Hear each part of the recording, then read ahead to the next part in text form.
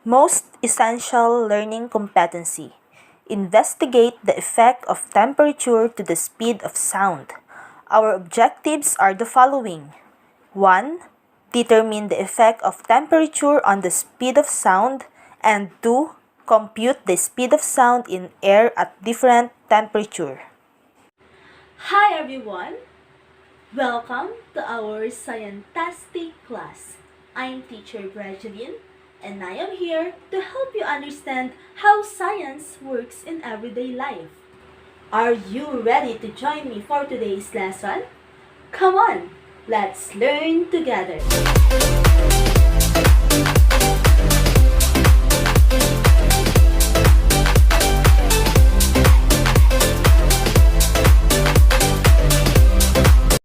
To start with, I want you to hear this song. Akin ka na lang, akin ka na lang, aninatasan sa araw. Thanks, Mike. Mike is my former student. This is a line from a famous song, Akin Ka Na Lang. Akin Ka Na Lang has a heart-piercing lyrics, but it is a great song. Today, class, we are going to learn about sound energy. Let's have a warm-up activity. Try to touch your throat and feel as you speak. What did you observe? Correct. You felt vibration. It means sound produces through vibrations. Sound is a form of energy and most of it used to create tunes and music for entertainment. Our gadgets like phones, iPads, laptops, and others are sound embedded on it to amuse us. Sound is very useful in the field of geology, oceanography, and medical purposes. What comes to your mind when you hear the word sound?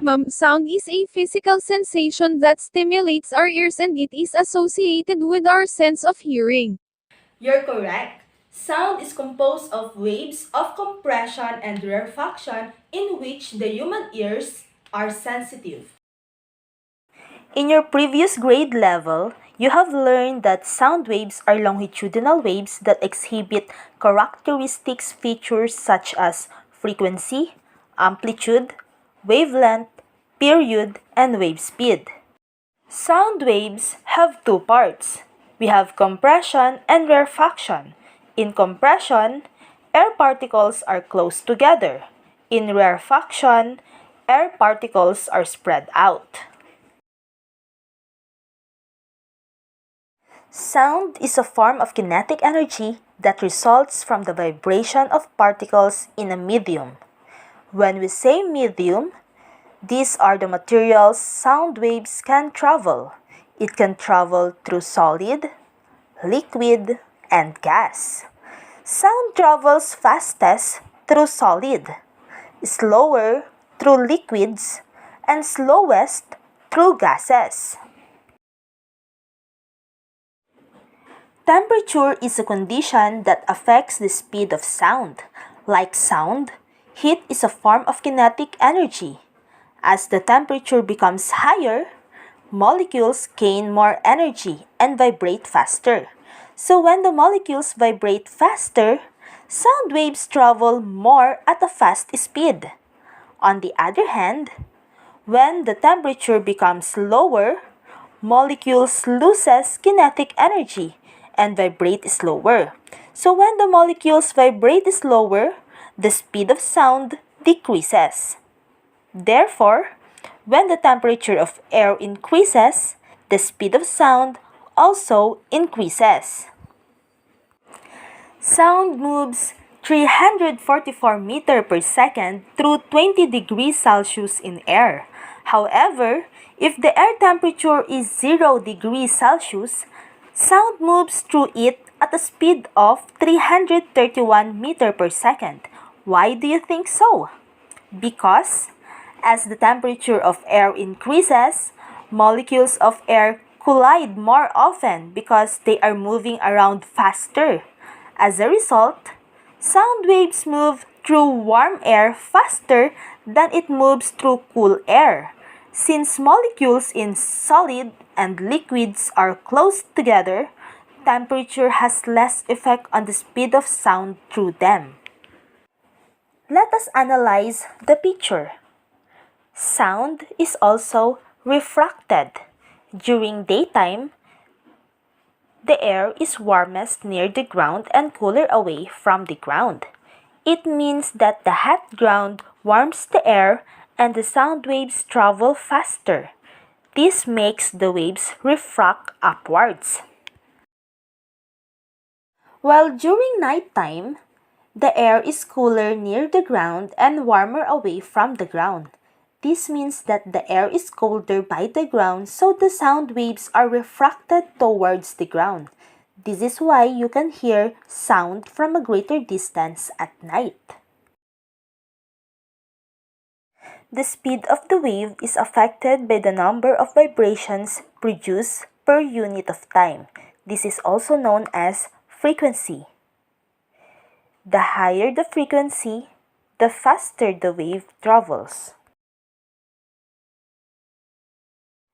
The formula to find the speed of sound in air is V equals 331 meter per second plus 0.6 meter per second over Celsius degree times T, wherein V is the speed of sound, T is the temperature of the air, 331 meter per second is the speed of sound in dry air at 0 degrees Celsius, and 0.6 meter per second over Celsius degree is a constant factor.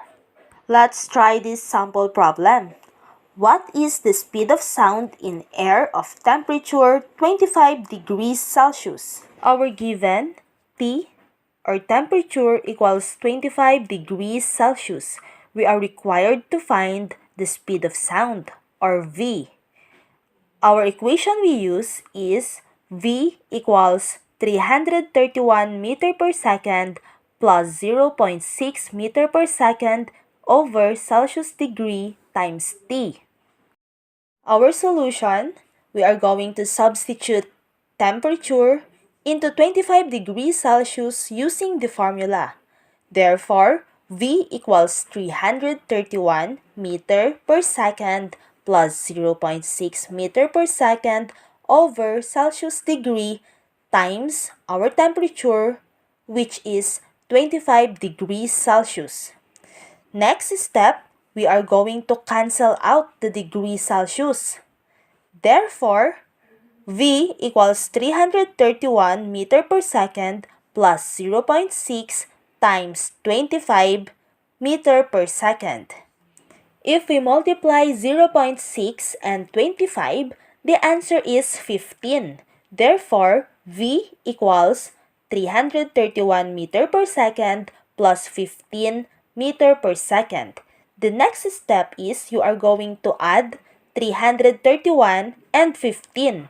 The answer is V equals 346 meter per second. Our final answer is 346 meter per second is the speed of sound in air at 25 degrees Celsius. Did you know that dolphins and toothed whales have exceptional hearing? They use echolocation to hear. Similar to bats, even if they have bad eyesight, being blind for the most part, therefore, they rely heavy on their hearing. Echolocation is a technique to determine the location of objects using reflected sound. Did you know that acoustic is the science of sound? Did you know that an echo is a single reflection of a sound wave of a distant surface?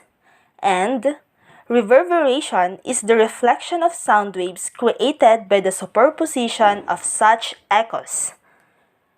If you have ever sung in the shower, then you have probably experienced a reverberation. The Parvati-like sound which you hear is the result of reflection of the sounds you create combining with the original sounds. This is all for today, class. See you next week. Bye!